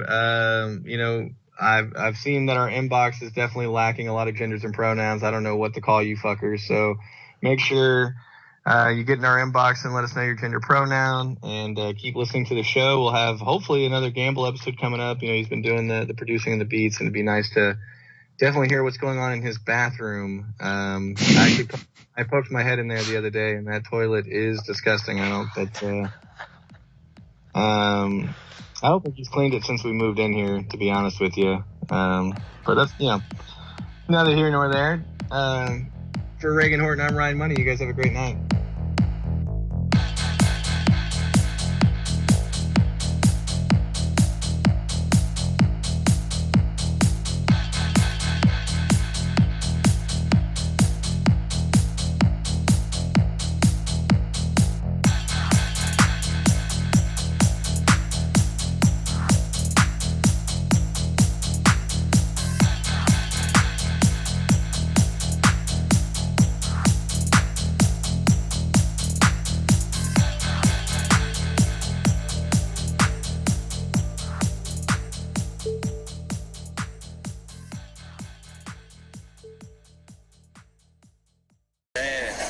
Tucked into the river's bend was the object of my search.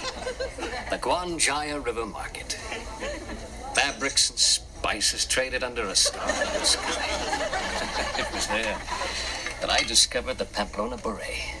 Sizes 7.5 to 8 3/4. Price $35. How about sports? You follow sports? It's 4th and inches, and the Giants are going for it. You've got to love sports.